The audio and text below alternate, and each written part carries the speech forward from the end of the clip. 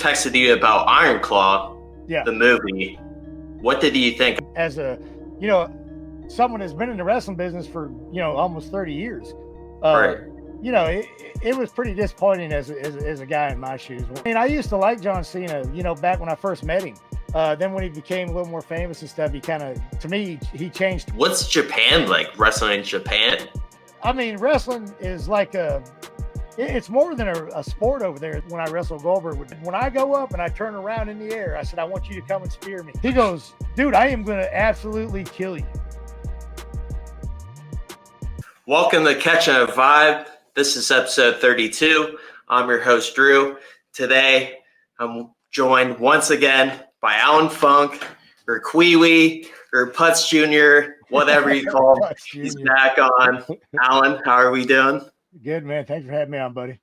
Yeah, I appreciate you coming back on. You're a fan favorite of Catching a Vibe. Yeah, I'm always supporting the content. I appreciate that. So, Allan, today our Brownies are playing. Uh-oh. Are you nervous? You excited? How are you feeling? You know what? I don't really get nervous too much about football anymore because the older I've gotten, I realize that I don't have any control over it. And right. By the way, the 4 new betting sites, I think it was I don't know if you heard about this. So they made billion-dollar deals with the NFL with the betting sites. So that even furthers my conspiracy theories, whatever you want to call it, that football's totally paid off and the Browns have their spot in this. And if they want the Browns to win, they're going to win. If not, they don't have any control over it, just like me and you. That's truly what I believe. So you think the NFL is rigged, pretty much? Oh, 100%, bro. And I'm sure I'm not the only one. Oh, no doubt. I mean, as a football fan, there's been many of games where I'm like, dude, this game feels so rigged right now. But the refereeing, bro, it's just like, it's too obvious, man. Bad. It is terrible right now. The referees have been horrible this year. But do you have a prediction? You think the Brownies are getting it done today? You know what? I think they do. They pretty much had an off week last week because they played Cincinnati and they really didn't play any starters on defense.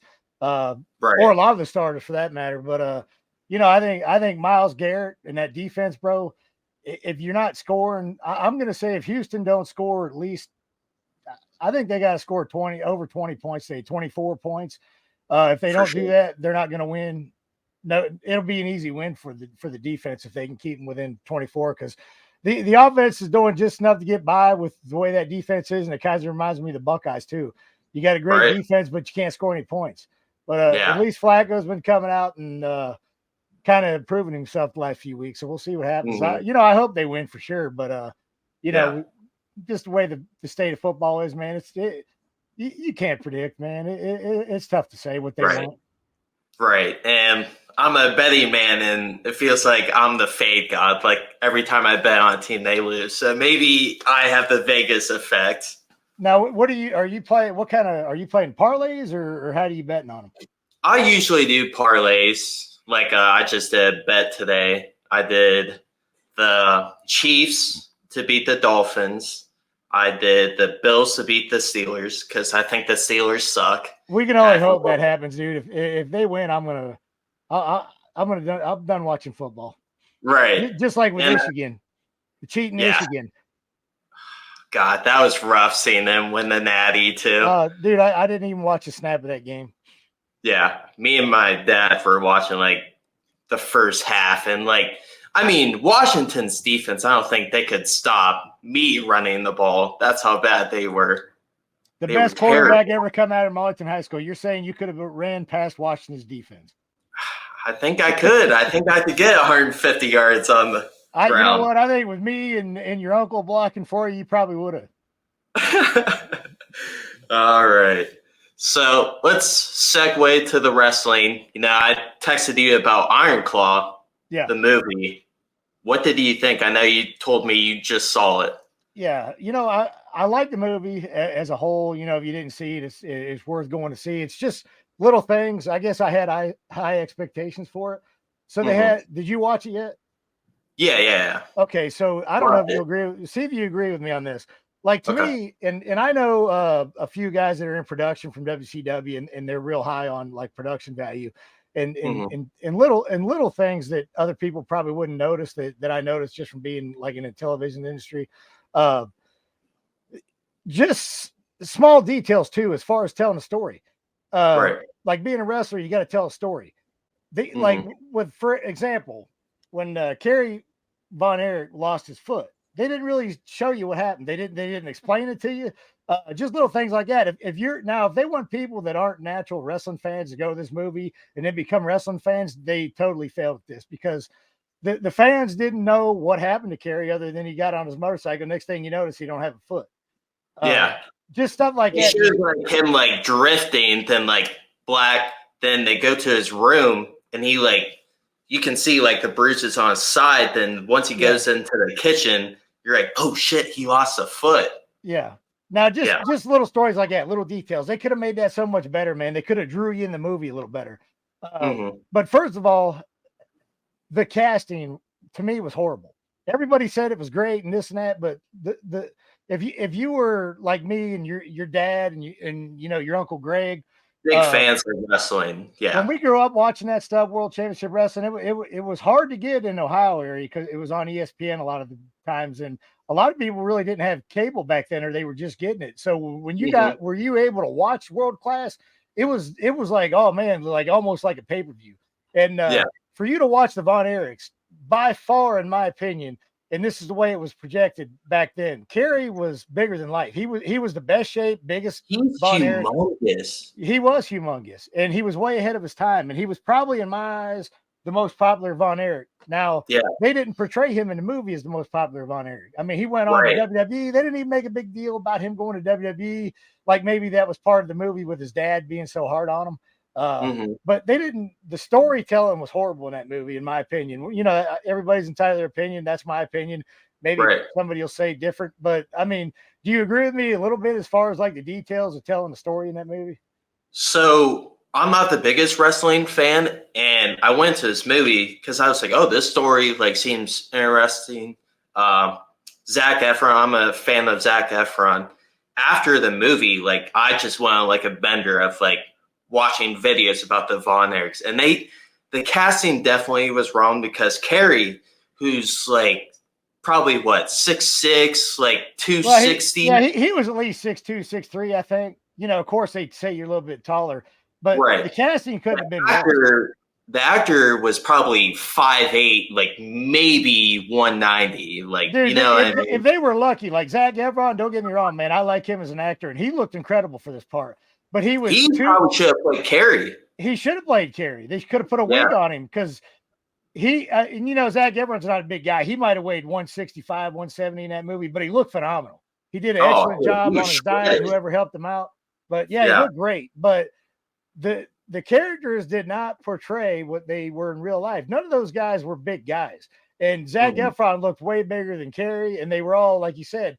And I mean, Bruiser Brody in that movie, he was a big guy, but it just didn't act like Bruiser Brody. And the worst character in that whole movie, out of all the characters they should have nailed on the freaking head, was Ric Flair. And that interview he did was The freaking, promo. oh my God, it was horrendous. I could barely watch it. My buddy that does my podcast with me, he went with me to the movie. I just Uh-huh. looked at him and was like, what the, you know, Yeah. dude, that character, I mean, you got to agree with me. That was the worst Ric Flair they probably could have cast for that movie. Oh yeah, for sure. I will say I do like the like training montage of like Zac Efron's character or Kevin, who's like training, getting Yeah. pissed off after his brother just died, and Ric Flair's calling him Daddy's boy. I thought that was cool. From Yeah, like that was good. That was good. yeah, but the Ric Flair like cast, like I saw all over TikTok, they were like, "This is horrible. Like, why did they think to cast this guy as Ric Flair?" Yeah, I don't know. And even and I know Chavo Guerrero Jr. He was one of the I don't know he was in charge of the wrestling and all that on the movie. And I think Luke Hawx was. I don't know if you know him or follow him on Instagram, but real Mm-hmm. good guys. But and the wrestling, in ring wrestling was horrible too. It was like Really? it just in the movie. I don't know, man. I just think they could have done such a better job being. They could have made that movie like the best movie of the year. And Yeah. even for people that weren't wrestling fans, if they told a better story, man, it just, and you know, like I said, if you weren't a wrestling fan, you would have, it might not even like with you, for example, but you're kind of in wrestling, you know, you kind of know the backgrounds with, you know, your uncle and stuff.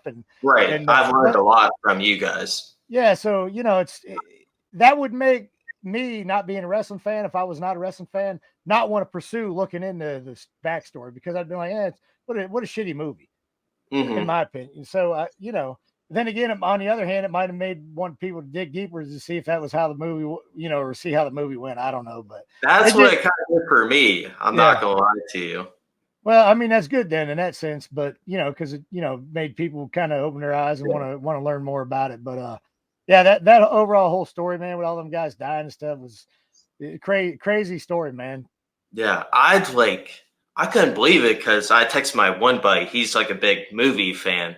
And I was like, dude, Iron Claw's like, that story of that family is insane. Then he told me there was another brother that died that they didn't include into the movie because Oh, they thought it wouldn't be unrealistic. yeah, But they had I'm not really another sure. brother die. Yeah, I know it's crazy they all died the way they did and just, you know, stuff. But you know, and you could probably ask, you know, back when we watched that, like me and your Uncle Greg and you know your dad and stuff, there wasn't internet, there wasn't all this stuff where you got Right. spoilers and you couldn't go online and find out, you know, the you know all the dirt. Hmm. So I'll be honest with you, when we grew up watching Kerry Von Erich, I never knew he lost his foot back then. Nobody, Yeah, I don't think that's what a anybody lot of did. people said. It was only But like a small amount that knew he lost it. yeah, because you didn't have the news sources and the internet and all that kind of stuff, the social media. If he'd have lost Hmm. his foot, you know, back then with all this stuff, man, it would have been a big story and it would have been you know, a heck of a lot more news Yeah, around it. But he would have like been so much more praised for wrestling after losing a foot. oh yeah, I don't think he wanted people to know he lost his foot back then. From what I've heard from True. wrestlers and stuff, they tried to keep it on the wraps because he didn't want to lose his wrestling job. I think was the biggest reason.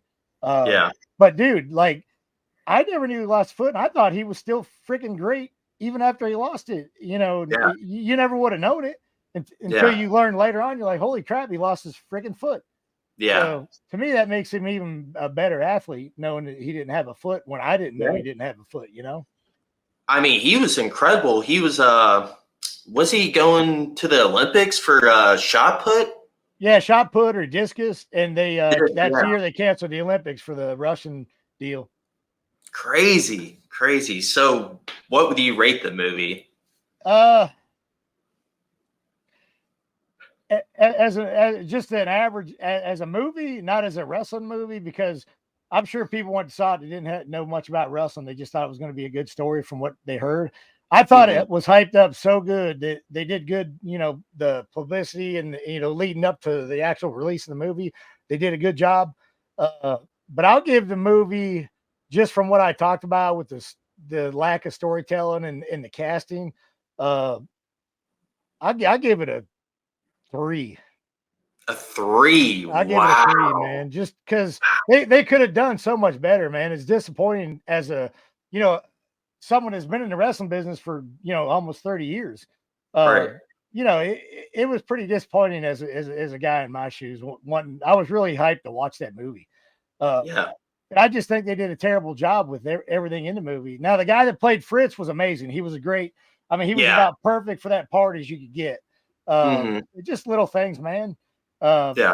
and I know 3's probably seems harsh to most people, but to me, it was, I mean, they could have done so much better. Yeah. I mean, you did it. You were a professional wrestler. You know what I mean? Like you were in the business. Yeah. So your opinion is valid for sure. Yeah. It just, I mean, I'm pretty hard though, man, because like I said, I had high expectations. But Right. dude, the casting alone was just crap to me. So, Hmm. and you know, I'm not knocking any of the actors. They did a great job with what they, you know, what they got ready for and stuff. It's just, come on, dude, you got to have. And there are guys out there. I mean, look at for an example, you can find big guys that can act. I mean, Yeah. whether you like him or hate him, John Cena, The Rock, they're great actors. All the movies they're in are great. Oh yeah. I I mean, love John Cena. He's hilarious. yeah, I mean, I used to like John Cena, you know, back when I first met him. Then when he became a little more famous and stuff, he kind of, to me, he changed towards me when I saw Really? him late. Yeah. So, but Yeah, I love his movies, all his movie stuff. And I mean, you can't deny the career he had. He's somewhat athletic. He can't do a lot, but he highlights what he can do. And they used him well. And Mhm. you know that part I got no problem with John Cena, just personal wise. But his movies are great. I love his movies. The Yeah. Rock too. The Rock used to be a stand up guy. I heard he's changed a lot. But Yeah. $20 million a movie might change somebody, right? But if That's you ever seen the movie or the series on Prime Video, Reacher, with that huge jacked up dude? Alan Richardson. Yeah, Yeah. dude, that dude's amazing. Like, cast him to be Kerry Von Erich, bro. Put a wig on him. That would be a perfect casting, Dude, that would honestly. have been awesome because that dude's Yeah. amazing. He would have looked Yeah. just like He's, Kerry. You know what I mean? It's like, Mhm. I don't know how you get, if I'm a Hollywood freaking casting director or whatever, to get these guys, there is no way I would have cast any of these guys. Right. I mean, Yeah. you got to have big guys. Like you said, these guys are 5'8", with platform shoes on. They weren't big They guys. had Putz playing the Von Erichs. You had to have at least a Kerry Von Erich to look as good as Zac Efron. Right. I mean, that's just the way it is, dude. And I'm pretty sure I'm not the only one that feels that way as far as the casting goes. Yeah. I've been seeing clips of like professional wrestlers kind of shit on the movie because it didn't portray the business as well as they wanted to. No, and with having Chavo Guerrero Jr. help coordinate the wrestling and this and that, you would think it would because I mean the Guerrero family, man, they're well respected in wrestling business, but maybe he had his hands tied. I don't know. Right. I'm gonna try to get him on my podcast and ask him about it, but Yeah. I figured I'd give him a few months till everything settled down. One question I have, like, how stressful is like a match? When there's a big crowd. Did you ever get nervous for that? Well, I tell you, I didn't really get nervous to wrestle because most of the guys, I knew them pretty well. The part that made you nervous, especially in the time that I come up in, with Arn Anderson, Fit Finley being agents and stuff, they and Paul Orndorff being like my mentor. Paul Orndorff loved me, and he's the reason why I probably kept my job as long as I did, really, because he just liked the way my body always was, because I was always in good shape and I had an attitude of hard working. That's how I was raised. My mom and dad raised me to be a blue collar, hard working guy, and that's just what I was used to. So that actually helped me in the wrestling business more than what you probably would have thought it did.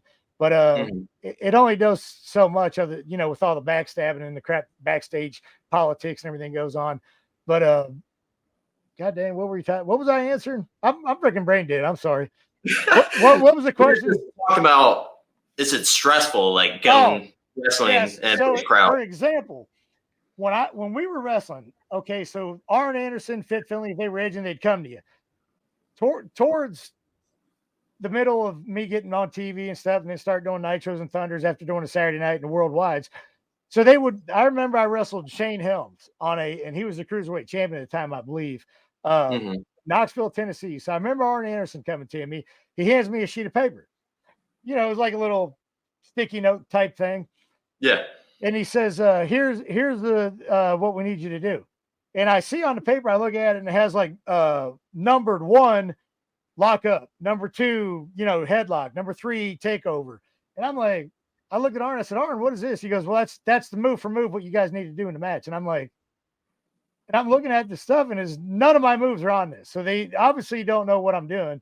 They didn't know how to put that on a piece of paper. So I asked him, I said, do you mind if we switch this up and I put my moves in, in a lot of these spots? And he's like, well, he goes, whatever you want to change, go over it and then come back and let me know. So I had to put what I thought I wanted to do, go back to him, and he okayed it. So to me, that's more stressful than the match, because you got to worry about pissing him off, because he just give you a script he wants you to do, and you got to remember what moves you have to do. Yeah, and that's horseshit to me. Like, I mean, we're professional wrestlers, man. Let us at least have some input on what we want to do. Yeah. So is that like how all your matches are? Like, they have like a sticky note that says you need to do this to start and finish with this? Well, it was there that night. It was, and then I wasn't happy with that at all, man, because I didn't want to do 90% of the stuff that was on that thing, and I kept having to go to him and say, "Hey, listen, I want to change this up." And then he's like, "Well, is Shane good with it?" And then me and Shane had to go to him and say, "Yeah, we got everything worked out, whatever." So yeah, that part's stressful. And then also when you got Paul Orndorff in your ear saying, listen, if you don't have a good match, kid, you're probably going to get fired. So you got that stress of Arn telling you what you need to do. You got the stress of Paul Orndorff, which I love Paul Orndorff to death, man. But there was one thing about Paul you can't argue. He was upfront and direct, and he didn't have a filter. He didn't know how to sugarcoat anything. He just said, look, if you have a shitty match, you're going to get fired. That's going to happen. I'll tell you right now, kid, you're fired. You're out the door if your match sucks. Boom. Telling you right now, kid. And it's like when you have all that, the combination of everything together, I wasn't worried about having a good match because I knew I was, one of the most athletic people they had in WCW. Yeah. I knew my body looked good. I knew I had good work ethic, and I never had a bad match with anybody. But that stuff made you nervous enough to have a bad match because you were so nervous to screw something up. Yeah, you have a guy in the corner being like, hey, bud, like, if you're sucking this match, you're done. Yeah. So I remember I had a match with Shane Douglas, the franchise, and I'm pretty sure you probably know who that is. So he had Torrie Wilson coming out with him as his manager at the time, and I had Paisley. So we had everything squared up and stuff. And usually when you work guys like Shane, it was a little different, Shane Douglas as opposed to Shane Helms, because me and Shane Helms were kind of on the same level. We were just coming up trying to get a name for ourselves. So Shane Douglas is already established. He'd been in ECW. Everybody knows who he is. So working with guys like that, it was a little different because they would say, listen, fuck that shit. You just listen to me. Me and you got our shit. If they, if they say anything, I'll take the heat for it. And a lot of those guys, were stand up enough to do that because they knew I wasn't really in a position to say, yeah, screw them. We'll just do whatever. So, and I trusted those guys enough to actually do that. And Shane actually did because we had I think 7 minutes in our match. It was on Nitro. When I get to the go position, they go out to the ring. They tell me, hey, your match you got 30 seconds. And I'm like, 30 seconds? Like, that's a far cry from 7 minutes. So I look at Shane. He's like, he comes up to me. He goes, don't worry about it, kid. Do whatever I tell you. I'll take the heat. He goes, we're going to get shit. We're going to tell a story. I'll take the heat. And I said, no problem, bro. We'll do whatever you want to do, man. And I was fine with that because I knew he had my back. So we went out there and had probably, it was probably closer to 5 minutes instead of 30 seconds. Because, they go over in time. It's a live show. You got to make up space for other people. Well, Shane was like, and if I wasn't wrestling with him, I would have had to, eat a crab sandwich and just do what I was told. But, working with somebody like that, you didn't really have to follow the script too much because he said he was going to take the heat, and he did. And stuff like that was a little different. But, you just had to know who you're working with. And like I said, all that stuff compounded together is where the stress came in. It wasn't even so much wrestling on TV because, honestly, once you were out there, and these old guys tell you, when you go out there, suck it all in, kid. Open your eyes, take a deep breath, and really look around you and experience the whole experience. Take it in. And, it's kind of hard to do when you're starting off because you're not even nerves. It's just you want to go out there and do the best you can. So you don't really pay attention to the crowd. You don't realize, there's millions of people watching on TV. You're just focused in on your match. Yeah. So, you don't really see all that stuff. But then now, as I've been in the business 30 years, and then later on in my career, I always walked out there and said, oh man, look at all these people out here. Like I tried to soak it in. Took it in and appreciate it. Yeah. It was cool. Once you had eyes like that to really look at stuff. And, I wrestled over in Australia in front of, at the, where they do the Melbourne Open with the tennis, where the roof retracts, 80,000 people, bro. I broke Johnny the Bull's ankle there. And when I walked out there, I was like, God dang, man, this is amazing. So, I learned how to kind of take the advice of these older guys and really, suck it up and, take it all in. Yeah. What's Japan like, wrestling in Japan? Well, Japan's on a different level only because of the fact that when I was going there wrestling the Great Muta, which the Great Muta over in Japan is like, at his peak, Hulk Hogan, at his peak, Ric Flair can't even touch the Great Muta in Japan. Didn't Ric Flair and Kerry have a match in Japan? Oh yeah, they all wrestled in Japan. Yeah, but, I'm sure they had more than one. But when you wrestle these guys in Japan, dude, especially back when they were wrestling the Von Erichs and Flairs, and even me, which was almost 20 years ago, you go over there and these Japanese guys, dude, they're on another level because in the Japanese culture, everything means something. It's not like the U.S. culture, man, where, everybody's kind of a mixing pot of everybody.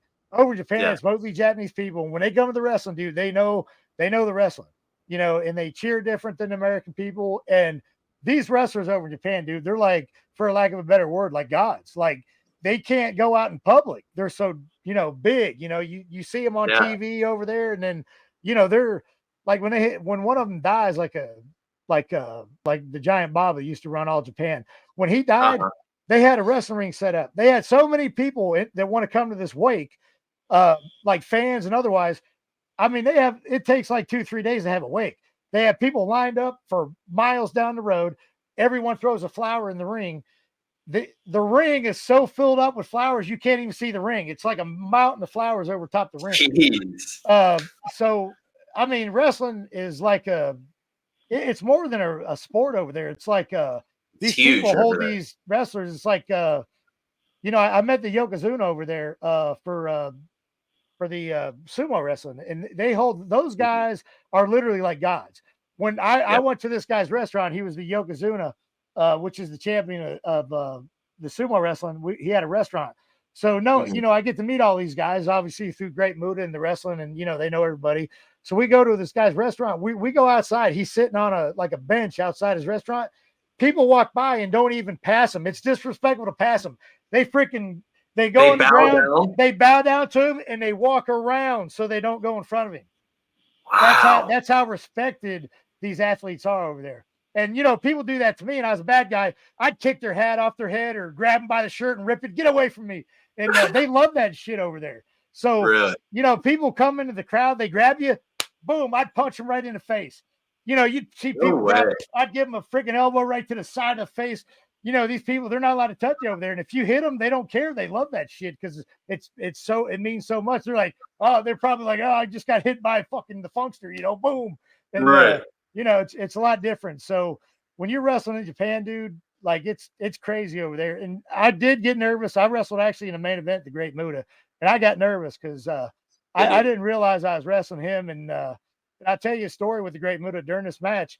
Beforehand, I go back to the locker room and I finally realized that I'm wrestling, which, I was like, holy, this is one of the biggest deals of my career, wrestling the Great Muta in Japan. So I go backstage, I sit down, and you do that when you greet Muta, and he'll stand up and do the same, shake your hand, and Funkster sound. They call me the Funkster over there. So, and they always use san afterwards. So I'm like, yes, Muta san, yes. Please, you tell me what you want done in the match. He's like, and he actually said this. I'm not making this up, and it made chills go up my, arms, and it probably will while I'm telling the story. He stood there, looked me in the eyes, Funkster. He said, Muta over in Japan. He said, Muta get Funkster over. He said, Funkster do all special moves, Muta. Muta sell and make Funkster look good. And I was like, are you kidding me? So here's the deal in Japan. That's why everything means something, because everything does mean something. In the States, if I say the equivalent of me wrestling over in the States, like Hulk Hogan in his prime, he would have said, look here, kid, I'm not selling shit.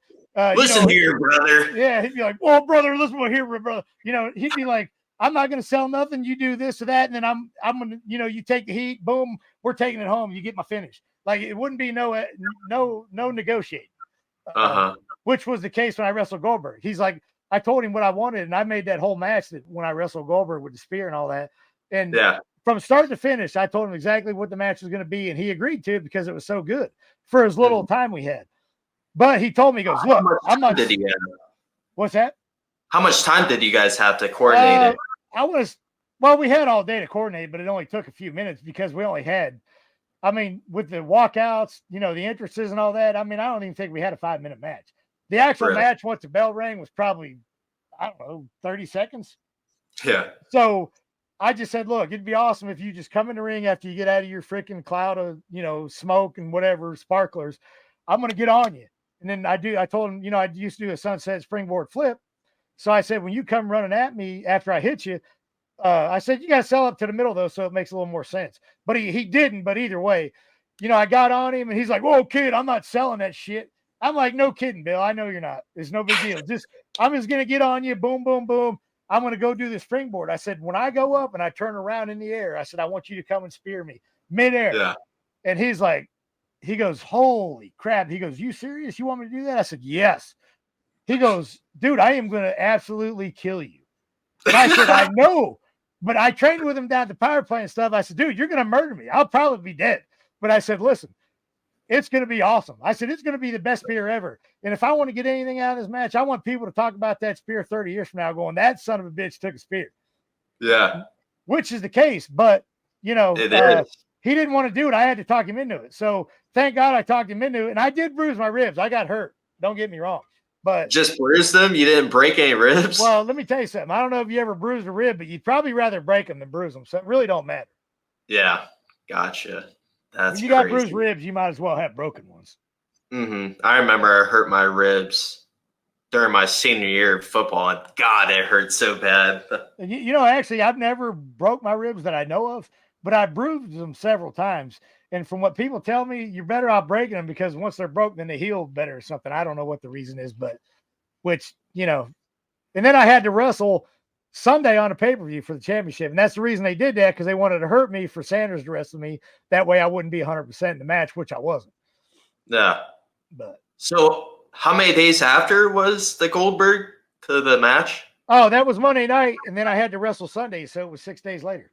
Jeez. And that's the part of wrestling where you got to wrestle hurt, broken fingers. I wrestled my first TV match against Kaz Hayashi. I actually had a broken ankle, but I told the trainers, do not tell anybody, because I didn't want to miss my match. My first match. I was wrestling for the Cruiserweight title, my first damn match on Saturday night. So I'm not missing that match. I don't give a damn. I don't know if you know who Ron Reese is. He was the Yeti, and he was in the flock. He's like 7 foot tall. Okay. He's like 425 pounds. We were doing some training down at power play, and I did a like threw off, and I went to step over him, and he come down to do a drop down right on my ankle, dude. Cracked it. I mean, pop. And it hurt. I went to the trainer. I said, dude, don't tell anybody what's going on here. He x-rayed my ankle. First, he put a tuning prong on it, which he hit it with a tuning, whatever fork. And that son of a bitch, I about went through the roof. So then I said, dude, he goes, I think it's broke. We got to do an x-ray. So we did an x-ray, and then he said it was broke. I said, dude, you got to put some ultrasound, man, do something. You got to tape it up. So he was going to be at the show the next night for the TV, because we were flying out the next morning. And I think we flew to New Orleans. I think we had a match in New Orleans. So, he flew down there. So when we got to the arena, I said, don't tell anybody, dude. I'm not missing this match, dude. It's my biggest, my first TV, real big TV match. I've got a Cruiserweight title match. I'm not missing this match. So he actually taped my foot. He pulled my ankle back and then taped it so it wouldn't move. And then we put my boot on, then he taped my boot up. So, and I just bought these brand new boots. They were like $300. So back, 27 years ago, that's a lot of money, and I wasn't making a lot of money at the time. So I just bought these brand new patent leather wrestling boots that I got from J&M Custom Boots in Paris, Arkansas. So I was excited to have these boots. My first big, I got a title match. So after the match, dude, my ankle was hurt so bad. I couldn't even get my boot off. My ankle swelled up so bad I couldn't get my boot off. So Chuck Palumbo, which is a good buddy of mine, and he was in the locker room at the time, I said, I told the trainer, I said, give me them damn scissors. I'm cutting my boot off. And Chuck Palumbo was like, dude, your wife's going to beat your ass. There's no, you just bought them boots. So Chuck Palumbo got my boot, and he ripped it off, and he saved my boot. But that's how bad my ankle was. It was swollen up so bad I couldn't even get my boot off. Damn, that's crazy. But that's life of a wrestler, dude, Yeah. So I've been watching some of your videos, and one of your videos, you were talking about your cheat day. Yeah. Insane, by the way. You just want to talk about what all you ate? Well, I can tell you what my cheat days used to be compared to now. It's a little different because of my age, and I follow a different diet than I used to. And you've seen me within the last 6 months, right? That was in July or something. So I'm 52 years, so I pride myself in staying on pretty good shape. You are in pretty good shape, Putz. Yeah, for a 52-year-old. But so back in the day, of course, when you're younger, genetics has a lot to do with it, of course. But and when you're younger, your metabolism is a little better than it is at 52 years old. So I would eat perfect all week, and then usually after the Monday Nitro back in the day, then I would eat probably that night afterwards, and then the whole next day I would eat whatever I wanted. So then I'd go back on a diet starting Tuesday, or like whatever the last TV was, say for example. So then I knew I had about a week or so to get back right. And you're really not going to get too fat, but my body type is this. Once I cheat and stuff, like I can almost lose my abs, but then it'll take me, a day or two and I'll get them back. So I know how my body is, and I've been doing it so long that I would do that. So for an example, when I was in probably my prime, my body wise and working out, I was in my 30s. So I'll say 30 years old. So I would eat perfect all week long. Every 2 hours, I'd eat, high protein, low carb diet to keep it simple. And then on Sundays, I would wake up before church. I would literally make French toast. I'd make a whole loaf of bread, just me. This is just me eating it. A pound of bacon and a whole loaf of bread with French toast. So then I would eat the whole pound of bacon and the whole loaf of bread with French toast before I went to church. Then I'd go to church. Then when I got out of church, I'd go to Mrs. Winters or, Popeyes or one of these biscuit places. I'd get 2 or 3 chicken biscuits with 2 or 3 hash browns, depending on how hungry I was. And then I'd get like a cinnamon biscuit with it and eat that, and then an unsweet tea. Then on my way home, I'd stop at the Publix grocery store, and I bought everything just for that cheat day. So I usually bought the DiGiorno pizzas, which I love, the big ones. I'd buy 2 of those. I'd probably buy 2 or 3 half gallons ice cream, usually chocolate, Rocky Road, and then like an Oreo or a Reese's cup. Then I would buy like a pack of Oreos or the equivalent of maybe a pack of Chips Ahoy's, Oreos, something like that. Then I usually bought 2 boxes of cereal with a gallon of milk, any cereal because I love cereal, and then other stuff during the day that I'll tell you after that. So I would go home after church, after I just ate these biscuits. Then I go home, probably eat a sleeve of Oreos, before I took a shower, got changed or whatever. And then after that, after I showered or whatever and relaxed for a few minutes, then I'd probably eat a DiGiorno pizza and then 1 1/2 gallons of ice cream. And then a couple hours later, even after I ate the pizza and ice cream, maybe 20 minutes, I'd probably eat more of the cookies. And then then whatever else I bought, potato chips or something like that.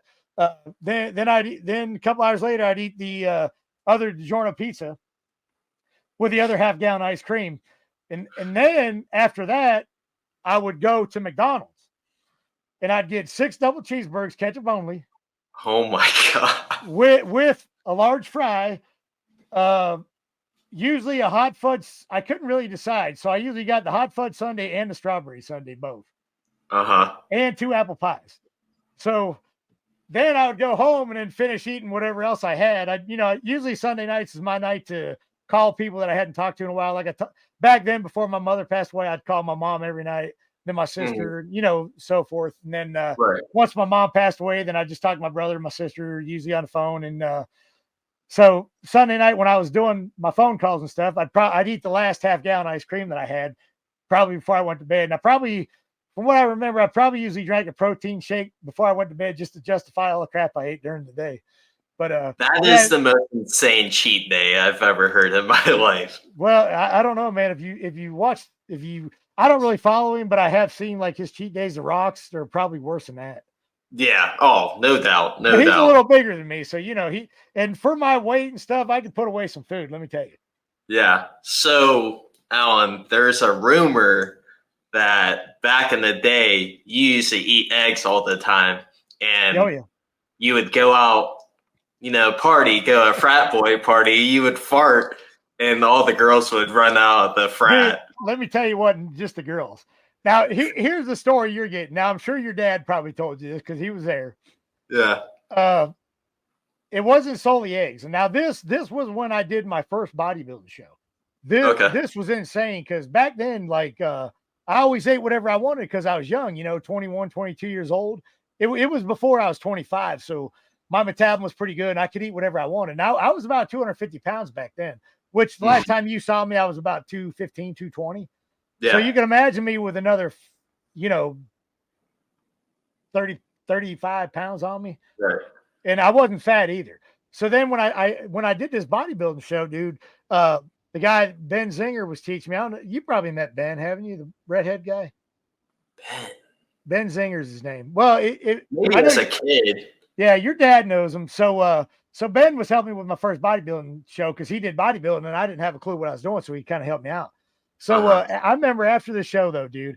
Well, after prejudging, if you know anything about bodybuilding, they say when the morning, if you got your water right and all your stuff right, excuse me, you can get up that morning and eat pretty much whatever you want as long as you don't take a lot of water in so you don't overspill. But your muscles, will, you know, your glycogen will fill up, your muscles will fill up, and then you'll be more fuller for the prejudging. Which I should have listened to Ben. I didn't do it because I was nervous because it was my first show, so I didn't do all that. I ate I want to say a cinnamon muffin, like a Cinnabon in the morning, but that's all I had. He told me to eat pancakes and fucking muffins and whatever I wanted. So I should have listened to him, but I didn't. But so then after the prejudging, we thought we did pretty good in the prejudging, which I placed 5th in the middleweight class, which was my first bodybuilding show. I was happy with that. So after the prejudging, I weighed 176 for prejudging before the prejudging, right? 176 from 250. Damn. So we go to Pizza Hut. I eat a whole large pizza and like a pitcher of Coke. After the prejudging, we still got to come back for the night show. Then after I ate that, I think I had some breadsticks and stuff at Pizza Hut, maybe even dessert. I can't remember, but I know we went to the gas station afterwards and I got like 5-6 candy bars, ate those, and then wasn't drinking a lot of water. I had the pop, I had the Coke, but I didn't really drink a lot of water. So I had like 5 or 6 candy bars, and then we go back to the it was at Stowe High School, I think. So we go back to Stowe High School. I'm just sitting there with my feet up, chilling out, getting ready for the night show. So then I go back and get ready for the night show. I weighed myself. I was like freaking 220. Unreal. So that's why bodybuilding's so unhealthy, because I was down, like I said, 176. Within a couple hours, I'm 220. I mean, I gained 50 pounds, bro, in a few hours. And, but I looked freaking huge. Like, I was like, I should have listened to him in the morning and ate all this shit in the morning. And then for the prejudging, I would have been, 10 times better. So then, so my body, as a result of this, I'm farting like crazy. So then, because up to that, all I ate, and I actually even had tuna fish and that stuff that morning before the show. So, I got tuna fish, which is horrible farts, along with eggs I already got in my system. Then I eat all this crap on top of it. So then we go to like TGI Fridays or somewhere after the show, and I'm eating all this crap, having liquor. I had like a mudslide drink, I remember, and, maybe a beer or two. So then we go back to, I think it was this guy named Danny Kent and Mac. They lived together at the time in Alliance, right by the hospital. So we go back, he's having a party. And let me tell you something, dude, by this time I'm brewing up some freaking, like, you want to talk about some award-winning farts, bro? I mean, if I could have got an award for the stankiest freaking fart, bro, I would have won every award in the business. And I'm not kidding you, dude. I would fart. I literally, Mike Donovan, and you can ask your dad about Mike Donovan. I walked up to him, farted, and he literally puked over the balcony. It was that bad. I made him freaking puke. He couldn't even hold it. He's like, whoa! He just started puking over the balcony. And then, me and everybody's like, I can't, you fart and make somebody puke. That's freaking insane. Yeah. So I remember at one point, I can't remember who I was talking to. Like everybody, like it was a nice night. We're like, had a deck. We're like, everybody should be outside hanging out. So I said, don't worry. I said, I'm going to bring them out here. I go up, they're in this back room where the only exit you got is where I'm standing. I go in there and fart. And then I crop dust them. I mean, I'm ripping a good one. And it stinks so bad, I don't even like it. So next thing you know, everybody's out in the deck. I said, I told you I'd get everybody out here. But anytime I farted that night, bro, nobody wanted to be around me. And I don't blame them because they were freaking horrible. Oh, Allan, that is awesome. That is hilarious. I'm glad my dad told me that before we got on. Now, did your dad ever tell you about the story with me and a thong pushing a lady out of the snow? I think you told me at B-Dubs after we shot that pod. Okay. Well, you want me to rehash that story? Because it's a good one. Go ahead. So we're at Brad May's house. It was like snowpocalypse, man. Blizzard. Nobody was out and about. I actually got stuck at my girlfriend's house that night, and then I stopped by Brad's on my way home. So the snow is pretty bad. So I don't know if you know what moon boots are. No. Okay, so back in the day, I call them kiss boots because they're kind of like kiss boots. They got the high bottoms on them, and you just pull them on. And everybody wore them back in the day, and we called them moon boots just because they were so ridiculous. They're big and, 80s, just ridiculous. So Brad had a pair of moon boots in the house. So this lady is going down the road, and she actually goes off the road into Brad's like yard kind of ditch. But his ditch wasn't huge, but it was big enough to where she couldn't get out of it. and there was a lot of snow on the ground. So all these guys were outside, and they're yelling for me, "Hey, Allan," because I'm the biggest, strongest guy in the house. So they're like, "You need to come out here and help us," right? So I said, "All right, give me a minute." And there was a big joke between me and Brad Mathan, your dad. My girlfriend at the time bought me a 3-pack of these underwear that were like zebra, tiger skin, and leopard skin thong underwear. So I actually had them on because I stayed at her house. And this is ridiculous, dude. So I said, "Give me a second." So I took all my clothes off except for the thong underwear. I had like a tiger stripe thong underwear on. So I put these moon boots on, and all I had on, I was butt ass naked other than this thong. And there's an old lady stuck in the car, like she had a Honda Accord or whatever. So I go out there, and I come running out through the snow. It's like freaking up to my kneecaps. All I got on is a thong and a pair of moon boots. And I started helping them push the car. They're laughing so hard, they're not even helping me because they're dying laughing. Now, only if we had social media back in the day, bro. Oh, that would have went viral. So, yeah, dude. So I finally pushed everybody's laughing. I'm laughing. We finally get the lady out of the ditch, and I'm standing there, and everybody's like, "What the heck just happened?" Like, we were trendsetters back in the day, me and your pop, But that's a great story. Great story. But that's the kind of stuff me and your dad used to do together. That's awesome. So, Allan, that's all I got. I want to say thank you for coming on again. I really appreciate it. Everybody, man, Allan has a YouTube channel. Check it out. It's the Allan Funk Show, right? Yeah, the Allan Funk Show, or you can look it up, Get Funked on there. We just kind of started back up after I did my surgery. I just kind of started it. So, if you ever want to come on the podcast, you can come on, Drew. Just let me know, man. Yeah, Allan tells great stories of the business and just some shenanigans he did. Go check it out. But thank you guys so much for watching. Don't forget to tell your dad that the Blue Do-Rag Posse is coming for him. All right, I will tell him that. I'll keep that in the video too. And make sure you get the old VCR tape. And if you get if you get access to any of these, and Brad Maith might have them, I don't know if your dad still stays in, but if you can convert them to DVDs, you need to make clips of this, put it on your podcast, bro, and share it with me, and I'll put it on mine, because some of the stuff we used to do is insane. So you're going to want to get your hands on these videos. Trust me. I'm going to try my hardest for sure. And then you can blackmail your dad. You got something to blackmail your dad. Hell, you can blackmail me with it, but I don't care, so you can't really blackmail me. Gotcha. But thank you guys for watching. Make sure to like and subscribe. We'll see you next time. Peace.